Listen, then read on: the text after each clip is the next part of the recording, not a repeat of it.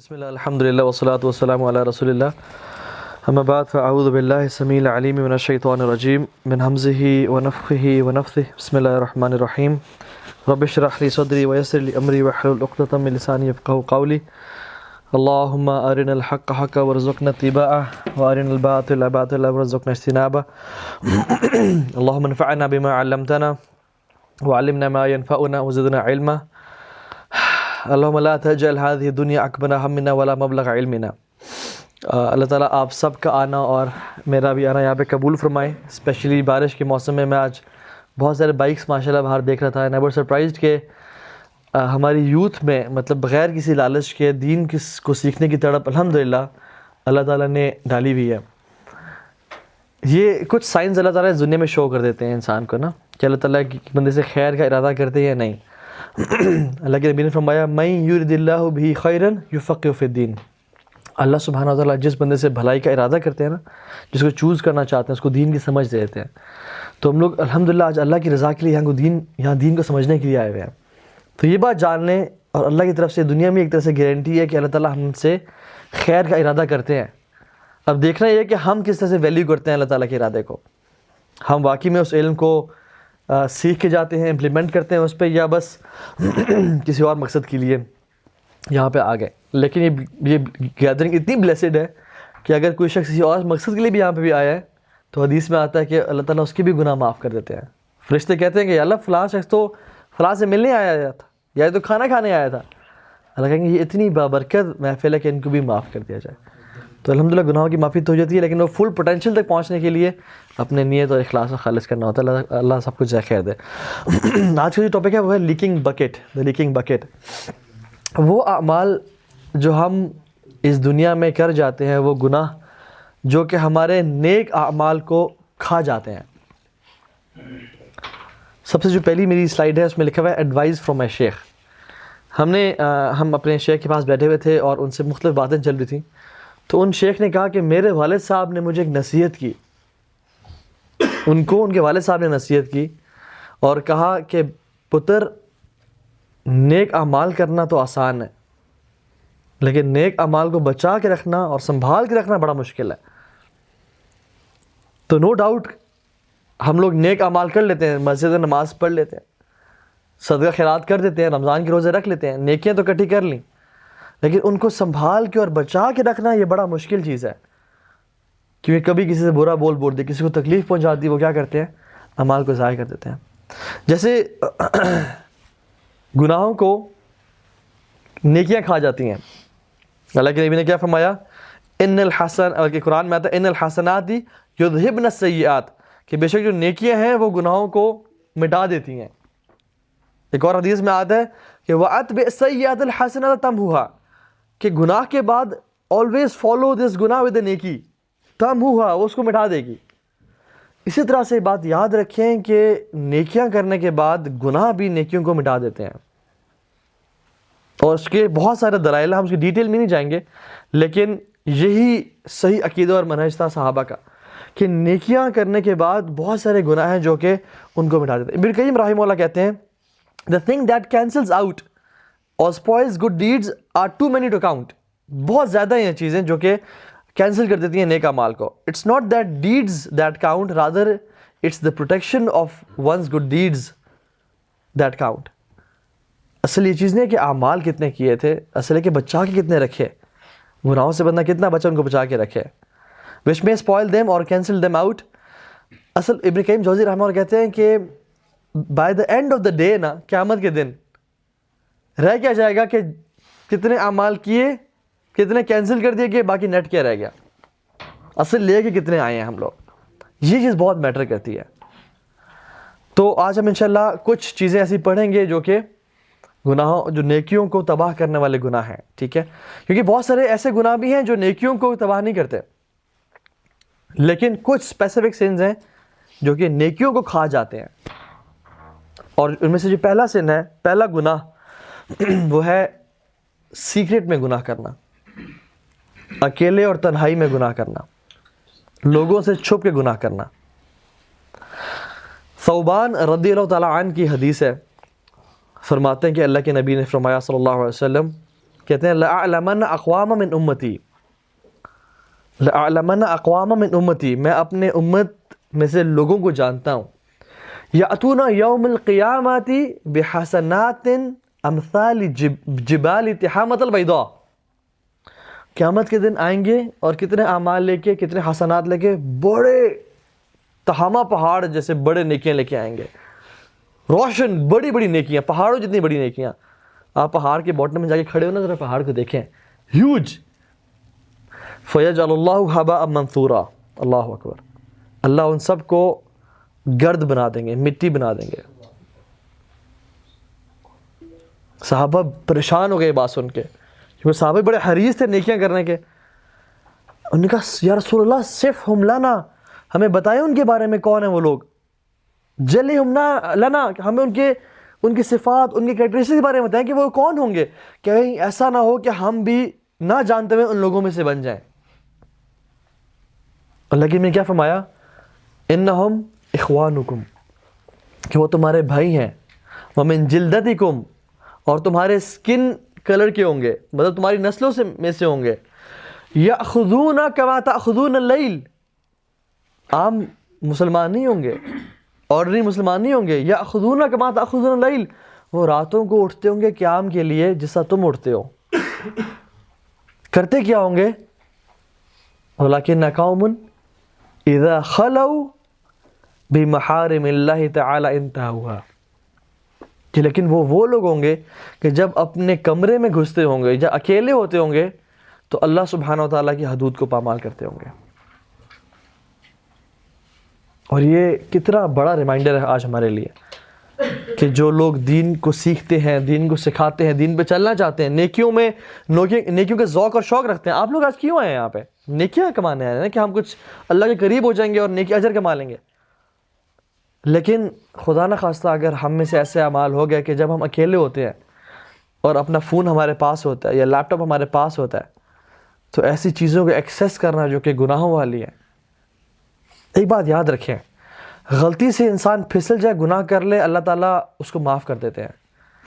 لیکن جان بوجھ کے اللہ تعالیٰ کے خلاف جرأت کرنا، یہ جانتے ہوئے کہ اللہ مجھے دیکھ رہے ہیں لیکن ٹھیک ہے دیکھی جائے گی، اللہ بڑا غفور الرحیم ہے، بعد میں توبہ کر لوں گا، جان بوجھ کے جرأت کرنا، یہ اللہ رب العالمین کو پسند بالکل نہیں ہے. چاہے بڑا گناہ ہو چاہے چھوٹا گناہ ہو. جو میں نے جتنا دین پڑھا نا آج تک، مجھے یہ سمجھ آئی ہے کہ انسان سے بہت بڑا گناہ بھی ہو جائے لیکن غلطی سے پھسل گیا، وہ توبہ کرے، اللہ تعالیٰ بہت جلدی معاف کرنے والے ہیں. ویسے تو اللہ تعالیٰ ہر گناہ کو معاف کرنے والے ہیں، لیکن جو شخص جرأت کرتا ہے اللہ کے خلاف، چاہے وہ چھوٹا گناہ بھی کرے، تو وہ اللہ تعالیٰ کو پسند نہیں ہے. لیس الکبیرۃ بالاستغفار ولیس الصغیرۃ بالاصرار، کبیرہ گناہ کبیرہ نہیں رہتا ہے استغفار کرنے سے، اور صغیرہ گناہ صغیرہ نہیں رہتا اصرار کرنے سے، بار بار کرنے سے کبیرہ بن جاتا ہے. لوگ کہتے ہیں یہ میں کر رہا ہوں، اس میں مجھے کون سا اللہ تعالیٰ اس کی وجہ سے جہنم میں ڈالیں گے، اب مجھے اللہ اس کی وجہ سے جہنم میں ڈالیں گے. لوگوں سے یہ اسٹیٹمنٹ سنی ہے آپ لوگوں نے؟ میں نے سنی ہے. اب مجھے اللہ اس کی وجہ سے جہنم میں ڈالیں گے. بھائی یہ مت دیکھو تم گناہ کیا کر رہے ہو، یہ دیکھو تم کس رب کی نافرمانی کر رہے ہو، جس کو تم ایک ایک سیکنڈ کے محتاج ہو، جسے تمہیں ہر نعمت دی ہوئی، ہر چیز دی ہوئی ہے. تمہیں جو سانس آ رہا نا، اگر وہ روک لے تو تم لے نہیں سکتے ہو، لیکن پھر بھی گناہ کر رہے ہو اس کے خلاف. تو اللہ سبحانہ و تعالیٰ کو جرأت پسند نہیں ہے. اور وہ جو ایک شاعر نے پوئم پڑھی تھی نا، جس نے امام احمد بن حنبل کو رلا دیا، اذا ما قال لی ربی اما استحییت تعصینی وتخفی الذنب عن خلقی وبالعصیان تأتینی، کہ جب میرا رب مجھے فرمائے گا، جب میں ان کے سامنے پیش ہوں گا، کہ تجھے حیا نہیں آئی گناہ کرتے ہوئے، وتخفی الذنب عن خلقی، تو لوگوں سے تو چھپ کے گناہ کرتا تھا اور آج میرے سامنے گناہ لے کے آ گیا سارے، تجھے مجھ سے حیا نہیں آتی، تو میں کیا جواب دوں گا؟ تو اٹس ویری امپورٹنٹ کہ ہم لوگ اپنے آپ کو پرائیویٹ سین سے بچائیں، ہر قسم کے، چاہے چھوٹا چھوٹا ہو چاہے بڑے سے بڑا ہو. جہنم میں ایک حدیث میں آتا ہے کہ ایک شخص ہوگا جو کہ جس کی آنتیں پھیلی ہوں گی اور وہ شور مچا رہا ہوگا، چیخ چلا رہا ہوگا، اور خود بھی تکلیف میں ہوگا، لوگوں کو بھی تکلیف پہنچا رہا ہوگا، اور اس کے پانی میں، جہنم کے پانی میں اس کو چکر لگائے جا رہے ہوں گے. تو لوگ اس سے جب پہچانیں گے اور کہیں گے تم تو وہ شخص نہیں ہو جو ہمیں دین کے بارے میں بتاتے تھے، تو وہ انسان نہیں ہو جو ہمیں کہتے کہ دین کو فالو کرو اور اطاعت کرو اللہ تعالیٰ کی. تو وہ کیا کہے گا کہ ہاں میں تو وہ انسان ہوں جو تمہیں کہتا تھا لیکن میں خود عمل نہیں کرتا تھا اس پر. تو ڈیفینیٹلی ہر شخص ہمیں سے ایسا ہے جو کہ دین کی بات کرتا ہے، لوگوں کو اچھی باتیں بتاتا ہے، لیکن اگر ہم اس پہ عمل نہیں کر رہے تو ہمارا کیا بنے گا؟ یا ایھا الذین آمنوا لما تقولون ما لا تفعلون کبر مقتا عند اللہ ان تقولوا ما لا تفعلون. کہ تم ایسے کیوں کہتے ہو جو باتیں کرتے، جو کام کرتے نہیں ہو. اس کا مطلب یہ نہیں کہ ہم نے اچھی بات سے رک جانا ہے. یہاں پہ اللہ اس کی مذمت نہیں کرے. مذمت کیا کرے کہ تم برے اعمال نہ کرو، نیک اعمال تو کرو نا. ٹھیک ہے، ایک تو تمہارا پیپر پاس ہو رہا ہے، تم نیکی کے حکم دے رہے ہو، برائی سے روک رہے ہو. دوسرے میں کیوں فیل ہو رہے ہو، اس میں بھی اپنے آپ کو پاس کرو. ولیعوذ باللہ لوگ کیا کرتے ہیں، نیکی بھی نہیں کرے اور دعوت کام دینے سے بھی رک جاتے ہیں. تو سیکرٹ سن سے بچا جائے. ایک شخص تھے، انہوں نے ایک اسکالر کو بتایا اور he was giving a lecture, تو اس میں نے سنا وہ کہتے تھے کہ وہ شخص کہتا تھا کہ میں ایک پرائیویٹ ایک سیکرٹ سن میں انوالو تھا اور میں وہ گناہ کر رہا تھا. And I had a laptop in front of me, اور گھر میں لوگ تھے لیکن میں نے اس کو لاک کیا ہوا تھا. تو اچانک سے کیا ہوا کہ دروازہ کھٹکا اور دروازے کو دھکا سا لگا اور ہلا. تو کہتے کہ میں نے فوراً سے لیپ ٹاپ بند کیا اور میرا دل جو ہے نا کلیجے میں آ گیا، میں کانپنے شروع ہو گیا کہ کون تھا. تو جب میں نے دیکھا تو ایک بلی تھی.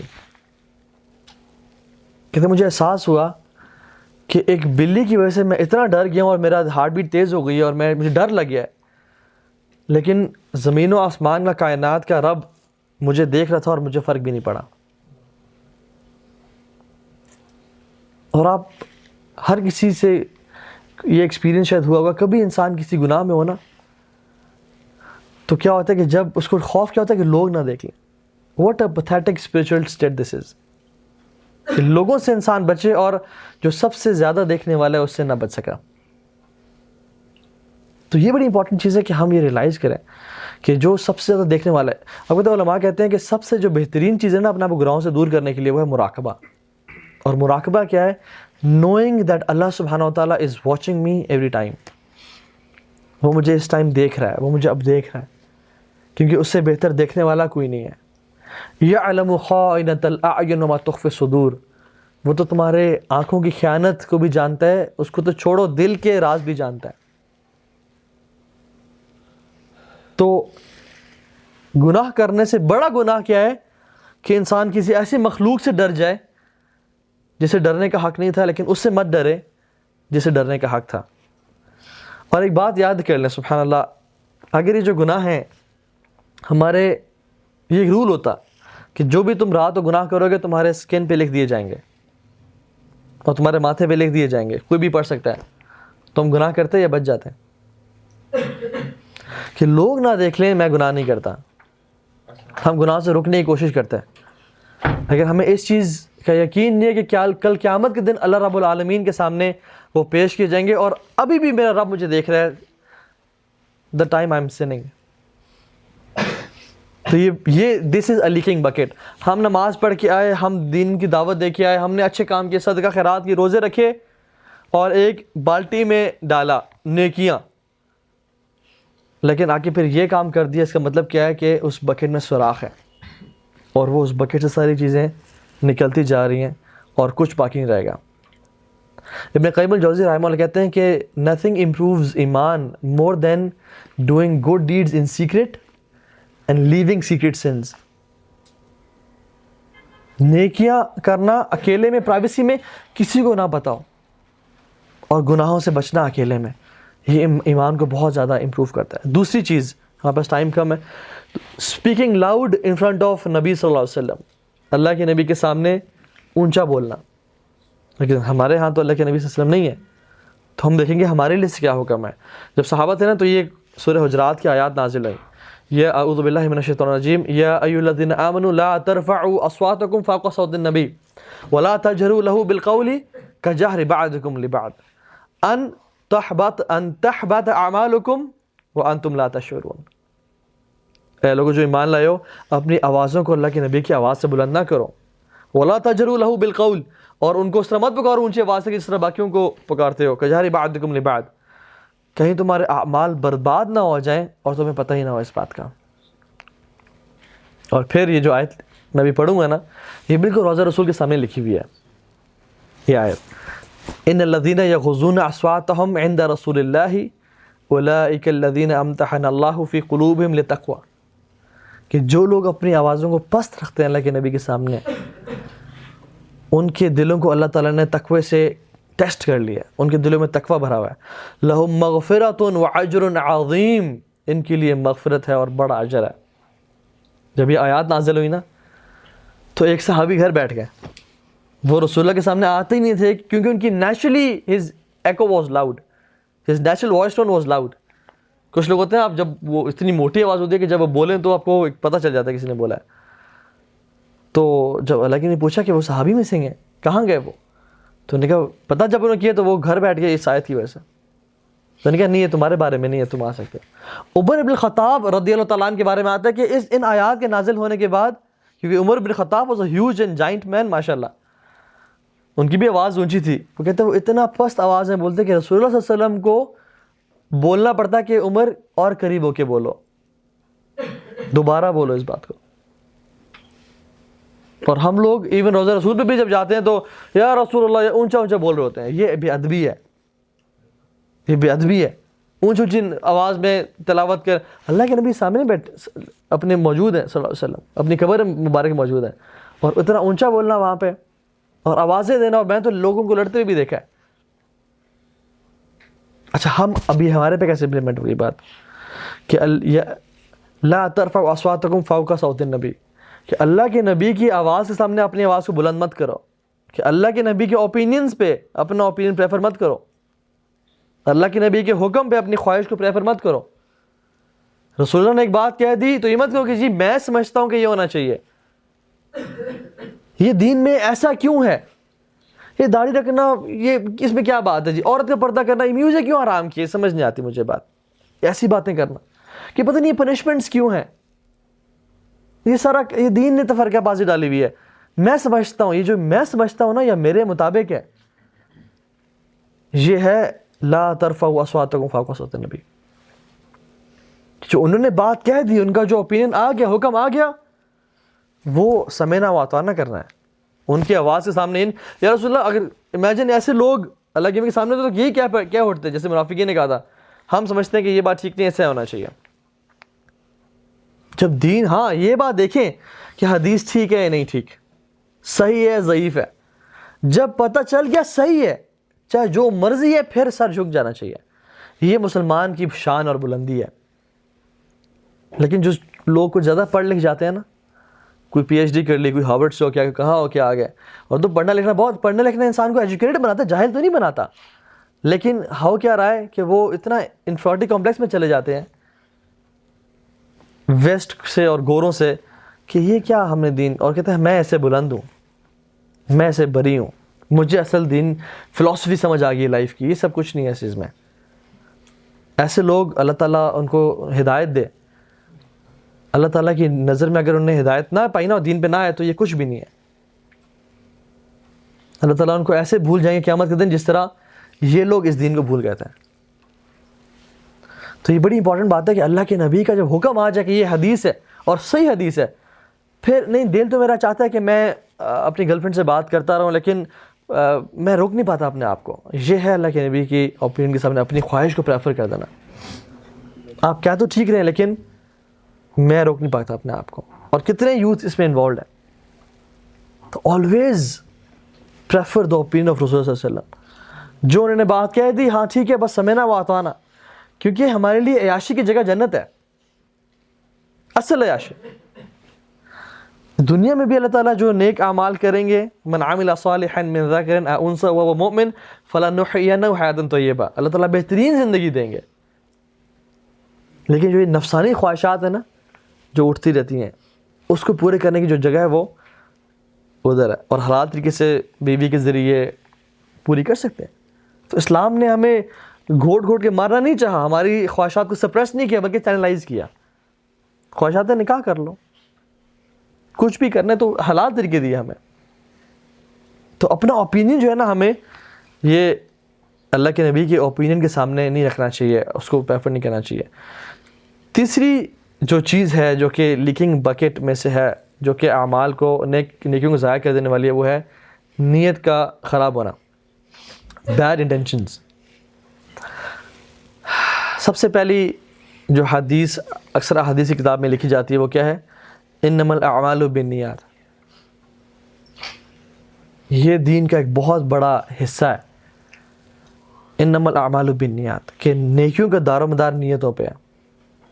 جس نے نیکی کی, اللہ کی رضا اس میں شامل نہ ہوئی, یا اللہ کی رضا کے ساتھ کسی اور کی رضا کو شامل کر دیا, تو اس کی جو نیکیاں ہوں گی وہ ایک ایسی بالٹی میں ڈال رہا ہے جو کہ نیچے سے اس میں سوراخ ہیں اور وہ نیچے گرتی جا رہی ہیں چیزیں. وہ کون سے 3 شخص ہوں گے جن کو جہنم میں شروع میں ڈالا جائے گا؟ 3 کیٹیگری کے لوگ ہوں گے. ایک شہید ہوگا, ایک غنی ہوگا, اور ایک قاری یا عالم ہوگا. کتنے بڑے بڑے چوٹی کے اعمال ہیں یہ, کتنے بڑے بڑے ایکشنز ہیں.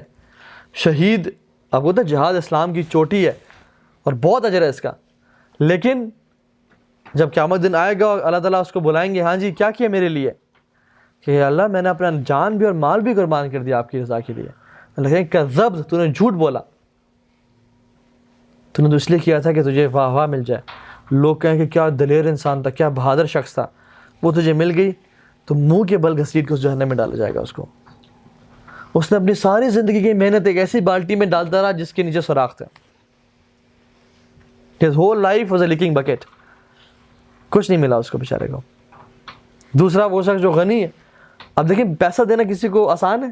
اتنی محنت سے انسان پیسے کماتا ہے, لیکن وہ دیتا رہا, اور وہ اتنا دیتا تھا کہ صبح اور شام پیسے بہاتا تھا. مطلب he is doing compromise on his luxuries, اپنا مال نکالنا, this takes an effort یار. لیکن اس کی صرف انٹینشن یہ تھی کہ لوگ بھی کہیں گے کہ واہ واہ, اجر بھی مل جائے گا, لوگ بھی کہیں گے واہ واہ کیا غنی انسان ہے, یہ تجھے پرواہ ہی نہیں کرتے, تو اتنا لوگوں کو کھانا کھلاتے ہیں کہ بڑے دل والے انسان ہے جی ہے. وہ لوگوں سے یہ سننا چاہتا تھا. اللہ کہے کہ تو نے جھوٹ بولا, کذب, تو نے میرے راستے میں مال خرچ نہیں کیا. اس کو بھی, اور ان لوگوں سے جہنم بھڑکائی جائے گی. آپ اسے اکثر لوگوں نے باربیکیو کیا ہوگا, اب سردیوں کا سیزن ہے, تو جب آپ کوئلے کو آگ لگاتے ہیں نا, اور جب کوئلے صحیح گرم ہو جاتے ہیں, جب صحیح گرم ہوئی ہوتی ہے آگ, تو جو سب سے پہلی چیز یا سب سے پہلی سیکھ رکھ جائے وہ سب سے زیادہ گرم ہوتی ہے, سب سے زیادہ جلنے کا موقع ہوتا ہے ان کا. تو جہنم کو جب بھڑکایا ہوا ہے نا, اور اس میں جو سب سے پہلے لوگ ڈالے جائیں گے وہ یہ لوگ ہوں گے. بدترین عذاب دیا جائے گا. کیوں؟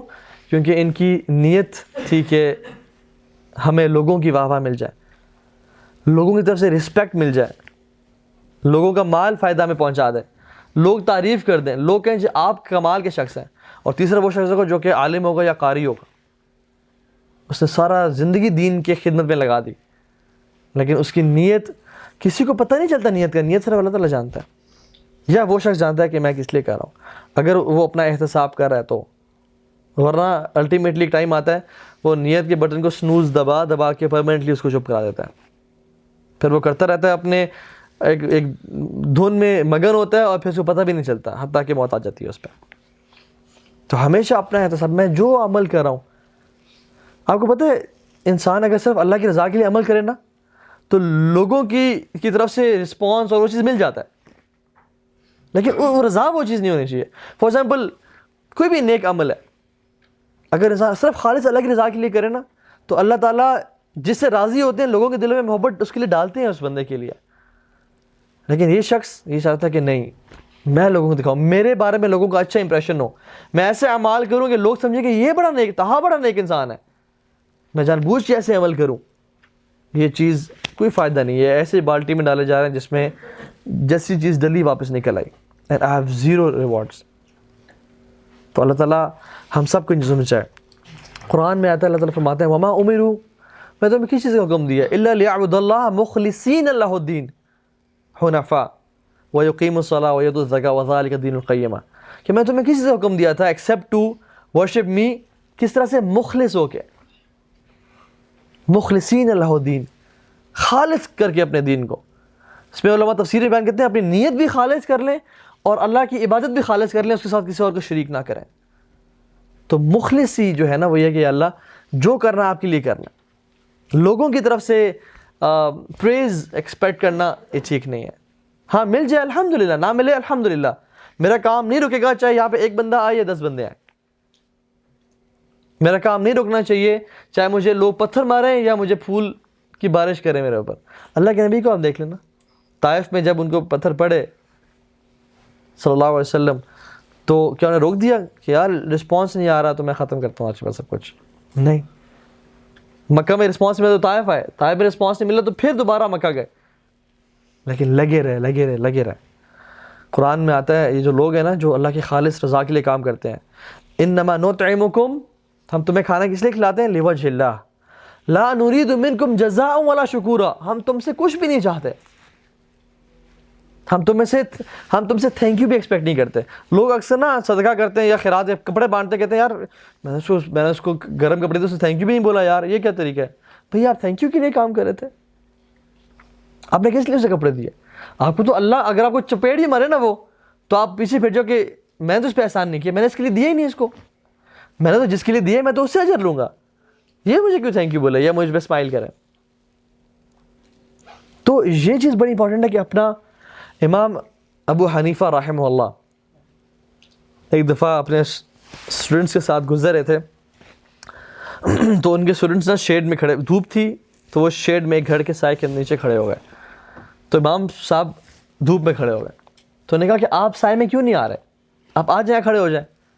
کہتے ہیں نہیں, انہوں نے انکار کیا. جب انہوں نے انسسٹ کیا کہ آپ آ جائیں شدید دھوپ ہے, انہوں نے کہا نہیں, میں نے اس شخص کو اس پہ میرا احسان ہے, اس کو میں نے کچھ مال دیا ہوا ہے, تو میں اس کے گھر کے شیڈ سے بھی فائدہ نہیں اٹھانا چاہتا کہ کہیں یہ نہ ہو کہ میں تو اس کو مال دیا ہوا ہے, میں تو اب اس سے کم از کم کھڑا ہو جاؤں, لیکن اتنا احتیاط کہ میں اس کے گھر کے سائے سے بھی میں فائدہ نہیں اٹھانا چاہتا. مجھے فائدہ کس سے چاہیے؟ قیامت کے دن اللہ تعالیٰ سے چاہیے. یہ ہے خالص نیت. ایک اور گناہ جو کہ اعمال کو برباد کر دیتا ہے, وہ اللہ کے نبی نے فرمایا, صحیح بخاری کی حدیث ہے, whoever does not pray عصر his deeds are cancelled out. جس نے عصر کی نماز چھوڑ دی اس کے سارے اعمال برباد. یہ ساری نمازوں کے بارے میں نہیں ہے, مطلب ساری عصر کی نماز, یہ ایک عصر کی نماز کے بارے میں. جس نے عصر کی نماز کو ضائع کر دیا اس کے پچھلے سارے اعمال کو تباہ و برباد کر دیا جائے گا. اور ایک اور حدیث میں آتا ہے, رسول اللہ صلی اللہ علیہ وسلم نے فرمایا کہ تمہارے لیے عصر کی نماز کا چھوڑنا اس سے زیادہ نقصان دہ ہے کہ تمہارا سارا اہل اور تمہارا سارا مال برباد ہو جائے. یہ کم نقصان کی بات ہے, لیکن عصر کی نماز کا چھوڑنا زیادہ نقصان کی بات ہے. آپ دیکھیں نا, ہمارا مال میں کیا کیا آتا ہے, ہماری گاڑی, ہمارا سارا وارڈروب, ہمارا گھر, ہماری زمینیں, جو کچھ ہے. امیجن کریں کچھ آفت آئے اللہ کی طرف سے والعیاذ باللہ کہ یہ سب تباہ ہو جائے, اور جتنا کیش پڑا ہوا تھا, 50 لاکھ پڑے ہوئے تھے گھر میں, وہ سب جل جائیں, آگ لگی گھر کو والعیاذ باللہ, اور اس میں جتنے گھر والے تھے وہ سب تباہ, اس میں فوت ہو جائیں. اکیلا بندہ نہ مال کے ساتھ رہ گیا نہ خاندان کے ساتھ رہ گیا, کوئی سپورٹ نہیں. کتنا بڑا نقصان ہے ایک بندے کے لیے. حدیث میں آتا ہے یہ کم نقصان ہے, اور عصر کی نماز کا چھوٹ جانا زیادہ بڑا نقصان ہے. لیکن ہماری پرائرٹیز کیا ہیں؟ ہم تو ایک گپ شپ کے سیشن کے لیے عصر کی نماز چھوڑ دیتے ہیں, ایک اسائنمنٹ کے لیے, ایک باس کی بات سننے کے لیے عصر کی نماز چھوڑ دیتے ہیں. وہ تو بڑی باتیں بتا رہا ہوں میں, ایک ویڈیو ختم ہونے کے لیے, یار اب اس میں 30 منٹ پڑے ہیں, چلو یہ دیکھ کے ختم کروں گا میں ایک دفعہ, اور عصر کی نماز قضا کر دیتے ہیں. سبحان اللہ. یہ تو نماز چھوڑنے کے بارے میں ہے نا. حالانکہ اللہ سبحانہ و تعالیٰ ان لوگوں کی بھی مذمت کرتے ہیں قرآن میں جو نماز میں سست ہیں. وہ اللہ تعالیٰ کہتے ہیں ویل, جہنم کی ایک وادی اس کا نام ہے ویل, یا اس کو لعنت میں بھی اس کا تفسیر کیا, اس پہ لعنت ہو شخص پہ. کون, یا اللہ کس کی بات ہو رہی ہے؟ للمصلین, نمازیوں پہ. یہ کیسے نمازی ہیں؟ الذین هم فی صلاتہم ساہون, الذین هم عن صلاتہم ساہون, وہ اپنی نماز میں سست ہیں, سستی اختیار کرتے ہیں. جیسے نماز اللہ اکبر شروع کی ان کو باسی آ گئی, ان کو دنیا جہان کے سارے بھولے ہوئے کام یاد آ گئے. اللہ تعالیٰ کو تو یہ پسند بھی نہیں ہے. سورہ مومنون میں اللہ تعالیٰ اپنے جو قریبی بندے ہیں نا، جو مومنین کی صفات ذکر کی ہیں، اس میں ان کی تعریف کرتے ہوئے کہتے ہیں الذین هم فی صلاتہم خاشعون. یہ لوگ جو ہے نا، جو میرے بندے ہیں، یہ کون ہے؟ اپنی نماز میں خشوع اختیار کرنے والے ہیں. مسلم بن یسار رحمہ اللہ، یہ سلف میں سے بہت نیک انسان تھے. جب بھی یہ وضو کرتے تو ان کی شکل کا رنگ نا پیلا ہو جاتا. His face would go pale. لوگ پوچھتے کہ آپ کیوں پریشان ہیں، کیا ہوا آپ کے چہرے کا رنگ کیوں بدل گیا ہے؟ انہوں نے کہا میں تمہیں پتہ نہیں ہے میں کس ہستی کے سامنے کھڑا ہونے جا رہا ہوں، میں کس شخص کے سامنے کھڑا ہونے جا رہا ہوں. اور مسلم بھائی سارے گھر میں یہ جب نماز پڑھے تھے تو ان کا گھر کی جو ایک طرف سے جو پلر تھا نا وہ گر گیا اور چھت گر گئی، اور یہ نماز پڑھتے رہے حتیٰ کہ جب انہوں نے سلام پھیرا اور دیکھا لوگ اکٹھے تھے تو انہوں نے کہا یہ کب ہوا؟ انہوں نے کہا آپ کے گھر کا پلر گر گیا، آپ کو اس چیز کا احساس نہیں ہے؟ کہتے ہیں میرا فوکس ہی نہیں گیا اس طرف. علی بن ابی طالب رضی اللہ تعالیٰ عنہ، اگرچہ اس روایت کی مجھے صحت کا نہیں پتہ لیکن ان کی سے مروی ہے کہ وہ نماز پڑھ رہے تھے، انہیں گھر میں آگ لگ گئی تو لوگوں نے باہر آ کے ان کو آوازیں دیں کہ آپ باہر آئے، آپ کے گھر میں آگ لگی ہوئی ہے اور اسموک تھی. تو جب انہوں نے نماز ختم کی تو دیکھا اور پھر کہا باہر کے کہ تم نے بتایا کیوں نہیں مجھے؟ انہوں نے کہا آپ کو چیخیں مار مار کے تھک گیا، آپ کو بلا بلا کے تھک گیا، آپ سن رہی نہیں تھے. تو انہوں نے سوال کیا، انہوں نے کہا کیا تم سن سکتے ہو جب تم نماز میں ہوتے ہو؟ کیا تمہیں لوگوں کی آوازیں آتی ہیں جب تم نماز میں ہوتے ہو؟ اور ہمیں تو دنیا جہان کی سب آوازیں تب آتی ہیں جب ہم نماز میں ہوتے ہیں، لیکن جب موبائل پہ ہوتے ہیں تو ماجی پکارتی رہ جائیں، کوئی شخص بلاتا رہ جائے، 5 منٹ بعد کہتے ہیں ہاں جی ہاں آپ نے بلایا تھا مجھے، سوری میں بزی تھا. تو ہمارا دیکھیں فوکس کس طرف ہے. تو نمازوں کی خاص حفاظت کریں، خصوصاً عصر کی نماز کی. ہر نماز امپورٹنٹ ہے، اس میں تو گنجائش ہی کوئی نہیں ہے، لیکن عصر اور فجر کی نماز کے بارے میں خاص طور پہ تاکید آتی ہے. ٹھیک ہے، جو مڈل پریئر ہے، کچھ علماء نے کہا کہ جو مغرب سے دن شروع ہوتا ہے تو فجر کی بیچ والی ہے، اور کچھ نے کہا کہ نہیں دن کی شروعات فجر سے ہوتی ہے تو عصر کی بیچ والی ہے. اس طرح سے ایک اور لیکنگ بکٹ وہ یہ ہے کہ کوئی شخص کسی کو دعوت دے، اس کو اللہ کی طرف بلاتا رہے اور وہ شخص نہ آئے اور پھر اس کے بارے میں یہ کہہ دے کہ واللہ تم تو کبھی جنت میں نہیں جاؤ گے، تمہیں اللہ تعالیٰ کبھی معاف نہیں کریں گے. صحیح مسلم کی حدیث ہے، اس میں آتا ہے کہ ایک شخص ڈیٹیل اس کی جاتی ہے وہ یہ کہ ایک شخص ایک دعوت دیتا رہا حتیٰ کہ اس نے اس شخص کو ایک برے گناہ میں دیکھا تو پھر اس نے کہا بائی اللہ کی قسم واللہ اللہ تجھے کبھی معاف نہیں کرے گا. تو اللہ سبحانہ تعالیٰ نے کہا کہ کس نے میرے نام کی قسم اٹھائی اور کہا کہ میں اسے کبھی معاف نہیں کروں گا؟ تو اللہ تعالیٰ فرمائیں گے کہ میں نے اس کو معاف کر دیا اور تیرے تمام اعمال برباد کر دیا. تو اتنے جو ہے نا ہولی نہ بنے ہم لوگ کہ یہ کہہ دیں کہ اللہ واللہ اللہ کسی اس شخص کو کبھی معاف نہیں کریں گے. یہ اللہ کو پسند نہیں ہے یہ بات، کیونکہ معاف کرنے والا اللہ رب العالمین کی ذات ہے، وہ جس کو چاہے معاف کر دیں. ہم کون ہے فتویٰ لگائیں کہ تم تو جہنمی ہو؟ ہاں دین کا دعویٰ دیتے رہیں، برے اعمال سے ہمیں نفرت ہونی چاہیے، لیکن یہ مت کبھی جو کہیں کہ تمہیں تو جہنم کا ٹکٹ ہے، آپ کو جنت کا ٹکٹ ہے. یہ ہمارا کام نہیں ہے. ہمارا کام نیکی کا حکم دینا پیار سے اور برائی سے روکنا. لیکن یہ ٹکٹس ہے نا، ہم تو جب تک کسی کو جہنم کا غوطہ نہ دے دیں نا جب تک ہمیں سکون اور چین نہیں آتا.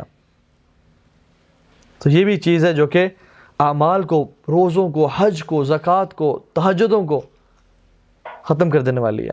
اب وہ شخص نیک تھا نا، وہ پرہیزگار انسان تھا لیکن اس سے غلطی ہوگی. ایک اور چیز جو کہ برے اعمال میں سے وہ ہے جو کہ سب سے بدترین عمل ہے، وہ ہے شرک. یہ کیا کرتا ہے؟ تمام نیکیوں کو آگ لگا دیتا ہے. ان الشرک لظلم عظیم، سب سے بڑا ظلم جو ہے نا وہ کیا ہے؟ وہ شرک ہے. اللہ تعالیٰ قرآن فرماتے ہیں وَلَقَدْ أُوحِيَ إِلَيْكَ وَإِلَى الَّذِينَ مِن قَبْلِكَ لَإِنْ أَشْرَكْتَ لَيَحْبَطَنَّ عَمَلُكَ. بے شک ہم نے آپ کی طرف اور آپ سے پچھلے لوگ جو گزرے ان کی طرف ہم نے یہ وحی کی اور بتا دیا کہ اگر شرک کریں گے تو ہم آپ کے تمام اعمال برباد کر دیں گے. تو اللہ تعالیٰ کو شرک برداشت بالکل بھی نہیں ہے. یہ جو ہے نا یہ اللہ تعالیٰ کے خلاف بہت بڑی جرات ہے کہ یہ کہہ دینا کہ اللہ سبحانہ تعالیٰ کے ساتھ کوئی جی فلاں، اللہ تعالیٰ نے نا اپنے لوگوں کو رزق کی بانٹے ہوئے ہیں، جی رزق اس سے بھی ملتا ہے اس سے بھی ملتا ہے، ایسی باتیں کرنا کہ فلاں شخص سے اولاد مل جائے گی، فلاں شخص یہ کر دے گا، فلاں شخص، ہمیں تو ان سے نہیں مانگ رہے، وہ تو ہمیں اللہ کے قریب کرتے ہیں۔ قرآن یہ کہتا ہے، جو مشرکین مکہ تھے وہ یہ نہیں کہتے کہ ہم ان کی عبادت کرتے ہیں، وہ کہتے ہیں یہ تو ہمیں اللہ تعالیٰ کے قریب کرنے کے لیے ہم ان کو پکارتے ہیں۔ تو آج پیری فقیری اور قبروں پہ کیا ہو رہا ہے؟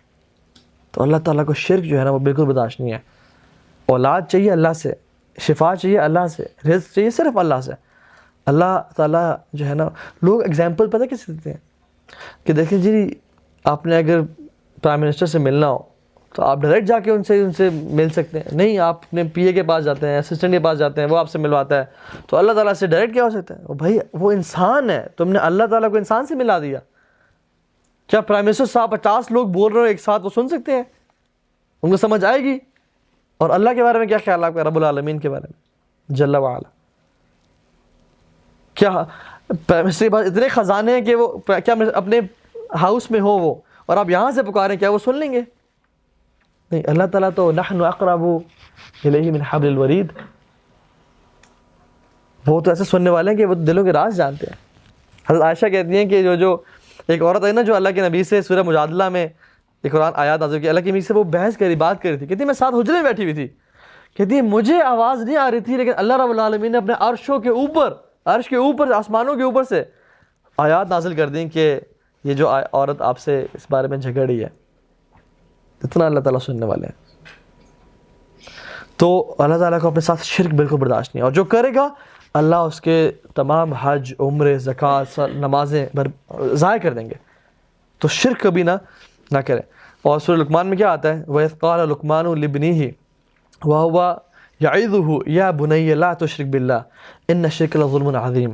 لقمان علیہ السلام نے اپنے بیٹے کو نصیحت کرتے سب سے پہلے نصیحت کیا کی کہ اگر تم نے شرک کیا تو، بلکہ شرک نہ کرنا یہ سب سے بڑا گناہ ہے، سب سے بڑا ظلم ہے۔ اور ایک اور جگہ پہ آتا ہے الذین آمنوا ولم یلبسوا ایمانهم بظلم اولئک لهم الامن وهم مہتدون، کہ جو لوگ ایمان لائے اور اپنے ایمان کو ظلم کے ساتھ مکس نہیں کیا، اور یہاں پہ ظلم کیا ہے؟ یہ شرک والا ظلم ہے، یہ شرک والا ظلم ہے، ٹھیک ہے۔ اسی طرح سے قرآن میں آتا ہے وقالوا اتخذ اللہ ولدا وقالوا اتخذ الرحمن ولدا، لوگ کہتے ہیں کہ رحمان نے نعوذ باللہ بیٹا اختیار کیا۔ اللہ تعالیٰ ان کی رسپانس میں کہتے ہیں لقد جئتم شیئا ادا، کہ تم کتنی فضول اور بیہودہ بات کر رہے ہو، اور اس سے کیا ہوگا؟ تکاد السماوات یتفطرن منہ وتنشق الارض وتخر الجبال حدا، کہ آسمان پھٹ جائے، زمین چیر جائے اور پہاڑ برباد ہو جائیں جو تم یہ بات کرتے ہو کہ ان دعوا للرحمن ولدا، کہ رحمان نے بیٹا اختیار کیا اپنا۔ اور پھر خود کہتے ہیں وما ينبغي للرحمن ان يتخذ ولدا، کہ یہ رحمان کے لائق نہیں ہے، اس کو سوٹ نہیں کرتا کہ اس کی کوئی اولاد ہو۔ اور ہم لوگ مسلمان بے شک اولاد کی بات تو نہیں کرتے، لیکن لوگوں کو یا نعوذ باللہ انبیاء کو یا اولیاء کو یا اماموں کو اتنا اٹھا دیتے ہیں کہ لوگ یہ بھی انہوں نے کہہ دیا کہ ہک ہے جڑا ہک نو ڈو آ کے وہ کافر تھے، مشرک ہے، کہ ایک ہی ہے نبی اور اللہ، جو ان کو دو کہے وہ کافر مشرک ہیں، والعیاذ باللہ۔ اللہ ہے، نبی ہیں، سارے دنیا جہان کی مخلوقات، جن انس انبیاء وہ اللہ کے محتاج ہیں۔ تو یہ اس سے ہمیشہ بچتے رہیں، شرک سے نا ہمیشہ بچتے رہیں۔ اللہ کے نبی نے اپنے ساتھ غالباً معاذ بن جبل تھے، انہوں نے کہا کہ آپ کو پتہ ہے کہ اللہ تعالیٰ کا لوگوں پہ حق کیا ہے اور لوگوں کا اللہ پہ حق کیا ہے؟ انہوں نے کہا نہیں یا رسول اللہ، اللہ رسول بہتر جانتے ہیں۔ تو انہوں نے کہا کہ اللہ رب العالمین کا بندوں پہ حق یہ ہے کہ لوگ ان کے ساتھ شرک نہ کریں، یہ حق ہے ہمارے اوپر اللہ تعالیٰ کا۔ اور پھر بندوں کا حق اللہ تعالیٰ پہ کیا ہے؟ پھر بندوں کا حق اللہ تعالیٰ پہ یہ ہے کہ اللہ تعالیٰ ان کے تمام گناہ معاف کر دیں۔ اتنی بڑی گارنٹی، جو شخص شرک نہیں کرے گا اللہ اس کے تمام گناہ معاف کر سکتے ہیں۔ تو یہ بہت بڑی چیز ہے، ٹھیک ہے۔ اس طرح سے بدعت بھی، جو بدعتیں ہیں انسان نیکی سمجھ سے کر رہا ہوتا ہے نا، کہ یہ جی میں نیاز بانٹ رہا ہوں، کول کر رہا ہوں، 40ویں کر رہا ہوں، عید میلاد، یہ ساری دنیا جہاں کی چیزیں جو کہ اللہ کے نبی کے دور اور صحابہ کے دور میں نہیں پائی جاتی تھیں، وہ سمجھ رہا ہے کہ میں ایک بہت بڑے بڑے نیکیوں کے انبار اکٹھے کر رہا ہوں، لیکن وہ انبار اس بالٹی میں اکٹھے کر رہا ہے جس کے سوراخ ہیں، جو کہ وہاں سے نکلتے جا رہے ہیں، گرتے جا رہے ہیں۔ جب یہ قیامت کے دن ان کے، چونکہ اللہ کے نبی کی امت میں سے ہوں گے، ان کے اعضاء چمک رہے ہوں گے، آئیں گے حوض پہ، تو اللہ کی بھی ان کو پہچانیں گے لیکن فرشتے آنے سے روک دیں گے. رسول اللہ صلی اللہ علیہ وسلم کہیں گے کہ یہ تو میری امتی ہیں, ان کو آنے دیجئے. انہیں کہیں گے نہیں یا رسول اللہ آپ کو نہیں پتا کہ انہوں نے آپ کے جانے کے بعد آپ کے دین کو بدل دیا تھا. تو اللہ کہیں گے سحقاً سحقاً, ان کو دور کر دو مجھ سے, میرے منہ سے پھیر دو ان لوگوں کو جو میرے دین کو چینج کر دیں گے. من عمل عملا لیس علیہ امرنا فہو رد, جس نے ایسا عمل کیا جو کہ اللہ کے نبی کے عمل کے مطابق نہیں ہے وہ رد کر دیا جائے گا. تو ہمیشہ یہ بات یاد رکھیں, اعمال کی ایکسیپٹنس کے لیے کچھ شرائط ہیں. میں آپ کو 2 بتا دیتا ہوں. مینلی اپنا نیت اللہ کی رضا کے لیے خالص ہو, اور سنت کے مطابق ہو, اس پہ اللہ کے نبی کی سنت کی مہر لگی ہوئی ہو, انہوں نے یہ کیا ہو. اگر یہ نہ ہوئے بڑا مسئلہ ہے, پھر وہی لیکنگ بکٹ والا ہے حساب کتاب ہے. لوگ کہتے ہیں دیکھیں میری نیت تو ٹھیک ہے نا, لیکن وہ عمل ٹھیک نہیں ہوتا. کچھ لوگوں کے عمل ٹھیک ہوتے ہیں لیکن ان کی نیت ٹھیک نہیں ہوتی. تو یہ دونوں چیزیں ضروری ہیں. کچھ اور چیزیں جو کہ اعمال کو کھا جانے والی ہیں, ان میں سے حسد اور چغلی اور غیبت ہے. رسول اللہ صلی اللہ علیہ وسلم نے فرمایا کہ حسد اعمال کو اس طرح کھا جاتا ہے, اس طرح آگ لگا دیتا ہے جس طرح آگ ایک سوکھے درخت کو آگ لگا دیتی ہے. اچھا مجھے کیا پتہ لگ سکتا ہے کہ آپ میں سے کون مجھ سے حسد کر رہا ہے؟ آپ چاہے اسمائل کر رہے ہو, نہیں پتہ لگتا. اس میں کچھ کرنا نہیں پڑتا, یہ صرف من اعمال القلوب ہے, دلوں کے ایکشن سے ایکشن ہے. جو شخص دل میں حسد کر رہا ہوگا اس نے فزیکلی سے کچھ بھی نہیں کیا, لیکن اس کے اعمال جو ہے نا ان کو آگ لگی ہوئی ہے اور وہ جلتے جا رہے ہیں جلتے جا رہے ہیں. اور حاسد جو ہے نا وہ پہلے اپنے آپ کو ہی حسد سے کوڑ کوڑ کے مارتا ہے اور پھر دوسرے شخص کو مارتا ہے. اور یہ جو حسد ہے نا یہ اتنی بری چیز ہے کہ الٹیمیٹلی اگر یہ دل میں پلتا رہے تو پھر دل تک نہیں رہتا, پھر یہ یہاں پہ آتا ہے زبان پہ, اور زبان سے غیبت کی فارم میں نکلتا ہے. اور پھر کبھی کبھی جب غیبت ہو رہی ہے اس کے بعد غیبت کے بعد نیکسٹ لیول پہ اگر لے جانا چاہے تو اس کے بارے میں بہتان اور چغلی کرتا ہے. صحابہ سے رسول اللہ اگر وہ برائی اس شخص میں پائی جاتی ہے, ایک بندہ اس میں برائی پائی جاتی ہے, تو اگر ہم اس کے بارے میں بیان کریں, انہوں نے کہا یہ تو غیبت ہے, یہی تو غیبت ہے. اگر اس میں وہ برائی نہیں پائی جاتی پھر بھی تم اس کے بارے میں کچھ کہو, یہ تو بہتان ہے اس پہ اور تہمت ہے اس پہ. تو غیبت پائی, جو چیز کسی میں برائی پائی جائے اسی کی اگر کوئی وہ برائی بیان کی تو وہ یہی غیبت ہے. سبحان اللہ. اور کتنی زیادہ یہ معاشرے میں ہو رہی ہے. رسول صلی اللہ علیہ وسلم بیٹھے ہوئے تھے, انہوں نے کہا کہ صحابہ آپ کو پتہ ہے کہ مفلس کون ہے, میری امت کا مفلس کون ہے؟ انہوں نے کہا رسول اللہ مفلس وہ ہے جس کے پاس درہم اور دینار تھے لیکن اس کے سب ضائع ہو گئے, برباد ہو گئے. انہوں نے کہا نہیں, میری امت کا مفلس وہ ہے جو قیامت کے دن بڑے بڑے اعمال اکٹھے کر کے آئے گا, لیکن اس نے کیا کیا ہوگا؟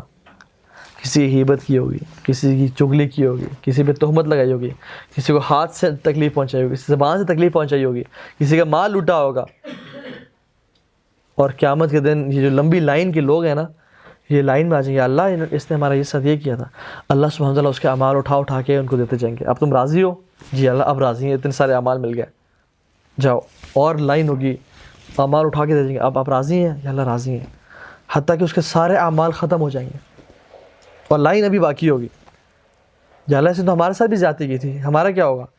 تو اللہ تعالیٰ ان لوگوں کے گناہ اٹھا کے ایسے کندھے پہ ڈالتے جائیں گے. تو چلتے جاؤ حتیٰ کہ یہ گناہوں کے پہاڑ اٹھا کے جہنم میں اس کو ڈال دیا جائے گا. اعمال کرنا آسان ہے, ان کو بچانا بڑا مشکل ہے. بچایا کرے اپنے اعمال کو ہر قسم کی بری چیز سے.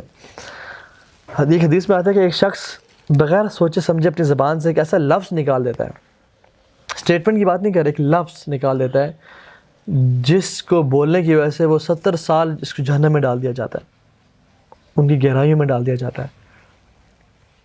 اور حدیث میں کیا آتا ہے, وہ جو لفظ نکالتا ہے اس پہ وہ پرواہ بھی نہیں کرتا, مطلب اس کے آئی بروز ریز ہی نہیں ہوتے. He is not concerned about that word کہ یار یہ میں کوئی بری بات بھی کی ہے, نہیں.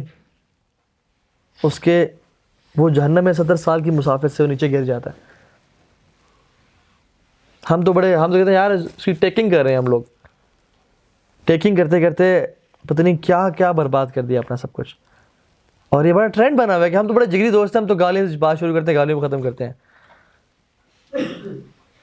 اللہ کے نبی نے فرمایا ایک صحابی کہ رسول اللہ زبان کی وجہ سے بھی لوگوں کو جہنم میں ڈالا جائے گا؟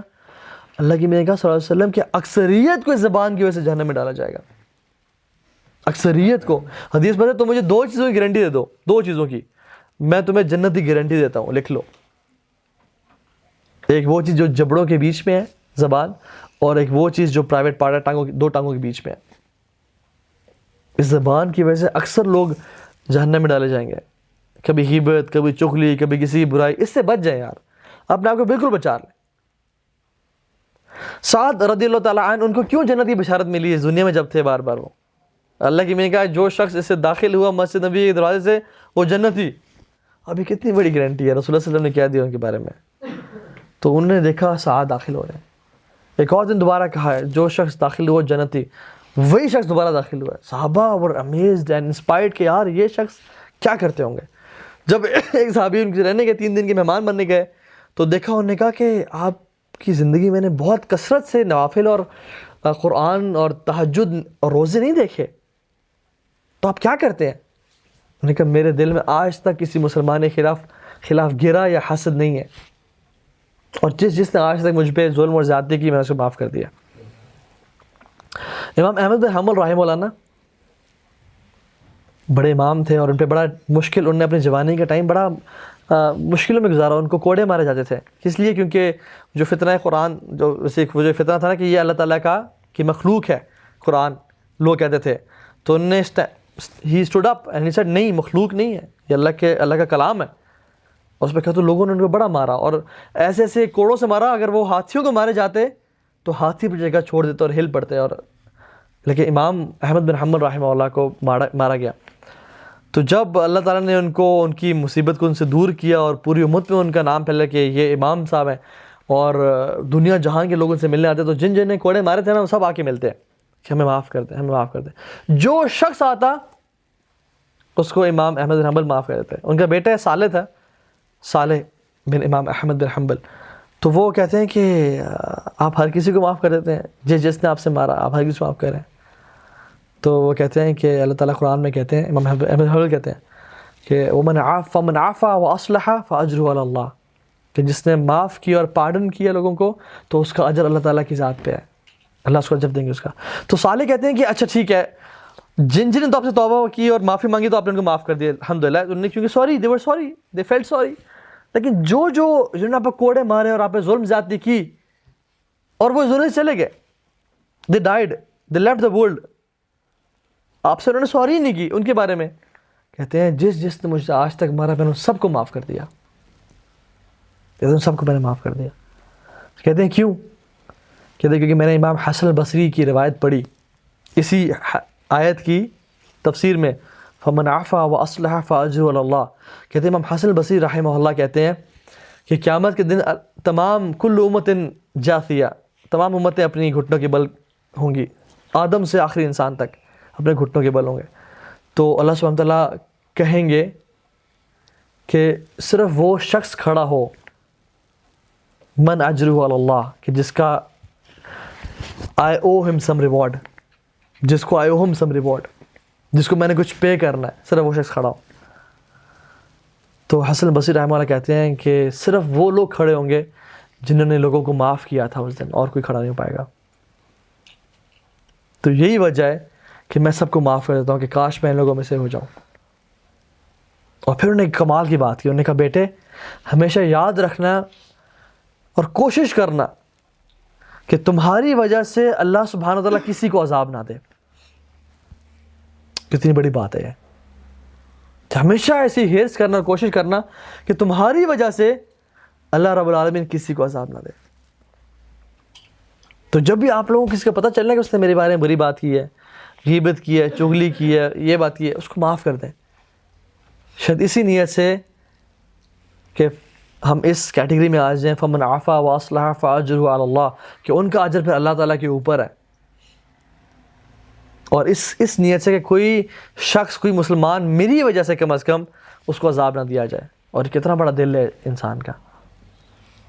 تو ایک تو خود بچا جائے, اور اگر کسی اور کا پتہ چل جائے اور وہ معافی آ کے نہ مانگے تو اس کو معاف کر دیا جائے, اور اگر معافی مانگے تو پھر تو بالاولیٰ چاہیے کہ ہمیں ان کو معاف کر دیں. ٹھیک ہے, کیونکہ اللہ سبحانہ تعالیٰ نا ان اللہ ينظر لا ينظر الى صورکم واجسادکم وَلَكِنَّ اللَّهَ يَنظُرُ إِلَىٰ قُلُوبِكُمْ وَأَعْمَالِكُمْ کہ اللہ سبحانہ تعالیٰ تمہارے جسموں کو اور تمہارے چہروں کو نہیں دیکھتے، بلکہ اللہ تعالیٰ تمہارے دلوں کو دیکھتے ہیں اور تمہارے اعمال کو دیکھتے ہیں. تو دل پاک ہو. ہم نا یونیورسٹی جاتے ہیں، انٹرویو کے لیے جاتے ہیں. آج بھی انٹرویوز ہم کنڈکٹ کر رہے تھے ہمارے علم اسینشلز کے کورس کے لیے، تو ماشاءاللہ لڑکے آئے ہوئے تھے اور تیار شیار ہو کے آئے ہوئے تھے اور سارا. تو کیونکہ لوگوں کے سامنے ہمیں پریزنٹ آنا ہے، we want to look good, لیکن اللہ تعالیٰ تو دل کو دیکھ رہے ہیں نا. تو کیا ہم دل کو اتنا بوسیدہ اور کالا رکھیں کہ اس میں حسد اور بغض اور کینہ بھرا ہوا ہے؟ جس کو اللہ تعالیٰ دیکھ رہے ہیں اس کو ہم نے ناپاک اور گندہ رکھا ہوا ہے، اور جس کو لوگ دیکھیں وہ اس کو ہم صاف رکھیں. نہیں، ایسا نہیں ہونا چاہیے انشاءاللہ. ٹھیک ہے. اسی طرح سے کفر اور نفاق ایک اور چیز ہے. جن لوگوں نے کفر کیا، وَمَن يَبْتَغِ غَيْرَ الْإِسْلَامِ دِينًا فَلَن يُقْبَلَ مِنْهُ وَهُوَ فِي الْآخِرَةِ مِنَ الْخَاسِرِينَ. جس نے کسی نے بھی اسلام کے علاوہ کوئی دین ایکسیپٹ کیا نا یا چوز کیا، فَلَن يُقْبَلَ مِنْهُ، ان سے ایکسیپٹ نہیں کیا جائے گا، کیونکہ الدین عند اللہ الاسلام، اللہ تعالیٰ کے ہاں جو دین ہے نا وہ اسلام ہے. لوگ اسے کوشچن کرتے ہیں کہ اچھا جی، تو جو لوگ اچھے کام کر رہے ہیں اور سب لوگ ہیں، تو جو ایون قرآن میں بھی آتا ہے نا کہ جو شخص اللہ پہ اور قیامت دن میں ایمان لے آیا اس کو اللہ تعالیٰ معاف کر دیں گے. وہ صرف ایک آیت پڑھ رہے ہیں، پورے قرآن کی جس نہیں پڑھ رہے. پورے قرآن کو اگر دیکھا جائے یہ بھی آیت قرآن کی ہے نا. فَمَن يَبْتَغِ غَيْرَ الْإِسْلَامِ دِينًا فَلَن يُقْبَلَ مِنْهُ، جو اسلام کے علاوہ کوئی دین چوز کرے گا اس سے ایکسیپٹ نہیں کیا جائے گا. ہاں، جو نیک اعمال کرے گا، جو اچھے اعمال کرے گا، کافر ہے اس دنیا میں، اس کو اس دنیا میں اللہ تعالیٰ بدل دے دیں گے. اس دنیا میں اس کو ان کی نیکیوں کا بدلہ دے دیں گے، تاکہ قیامت کے دن ان کے لیے پھر کچھ نہیں بچے گا. رسپیکٹ دے دیں گے، مال دے دیں گے، ان کو خوش کر دیں گے. کیونکہ اللہ تعالیٰ کے ہاں نا اس دنیا کی قیمت تو کوئی نہیں ہے. اگر مچھر کے پر کے برابر بھی ہوتی نا تو کسی کافر کو ایک گھونٹ پانی کا نہ ملتا. لیکن اس دنیا کی قدر قیمت اللہ کے ہاں نہیں ہے. تو اللہ تعالیٰ ان لوگوں کو دنیا دیتے ہیں، لیکن آخرت میں ان لوگوں کے لیے کچھ نہیں ہے. قرآن میں اللہ تعالیٰ فرماتے ہیں قُلْ أَنفِقُوا طَوْعًا أَوْ كَرْهًا لَن يُتَقَبَّلَ اللَّهُ مِنْكُمْ، کہ چاہے تم جس طرح مرضی خرچ کرو، طَوْعًا أَوْ كَرْهًا لَن يَتَقَبَّلَ اللَّهُ مِنْكُمْ، کہ تم سے قبول نہیں کیا جائے گا. إِنَّكُمْ كُنْتُمْ قَوْمًا فَاسِقِينَ، کیونکہ تم نافرمان لوگ تھے، ڈس اوبیڈینٹ لوگ تھے. تو اس سے بچا جائے ہمیشہ کہ کسی قسم کا نفاق کسی شخص میں آ جائے، یا دین سے پھیرنے کی جو شیطانی وسوسے ہیں نا. اب وہ صحابہ، ابن ابی ملیکہ کہتے ہیں کہ میں 30 سے زیادہ صحابہ سے ملا، 30 سے زیادہ صحابہ سے. کل یخاف نفاق علی نفسی، تمام کے تمام اپنے اندر نفاق سے ڈرتے تھے کہیں میں منافق نہ ہوں. وہ حسن بصری کہتے ہیں رحمہ اللہ لا خافہ الا مومن ولا آمنہ الا منافق، کہ نفاق سے تو وہی ڈرتا ہے جو مومن ہے، اور اس سے وہی حفاظت میں اپنے آپ کو محفوظ فیل کرتا ہے جو منافق ہے. تو اپنے آپ ہمیشہ ڈرتے رہنا چاہیے. ٹھیک ہے. اسی طرح سے ایک دو آخری چیزیں وہ یہ ہے کہ کسی کو صدقہ دے کے، کسی پہ احسان کر کے اس کو احسان جتلانا یا اس کو ٹارچر کرنا، اس سے بھی وہ نیکی جو ہے نا وہ ضائع ہو جاتی ہے، وہ نیکی ختم ہو جاتی ہے. قرآن میں آتا ہے یا ایھا الذین آمنوا لا تبطلوا صدقاتکم بالمن والاذی، کہ اپنے جو نیکی ہے نا ان کو ضائع مت کرو احسان جتلا کے. تم تو نمک حرام ہو، تمہیں تو ہم نے اتنا کھانا دیا، تمہیں سپورٹ کیا، تم نے ہمارے ساتھ یہ کیا. احسان نہ جتلائیں کسی پہ. کبھی کسی کو سپورٹ کر دیا اس سے ایکسپیکٹ اجر مت کریں، صرف اللہ تعالیٰ سے اجر. لا نريد منکم جزاء ولا شکورا.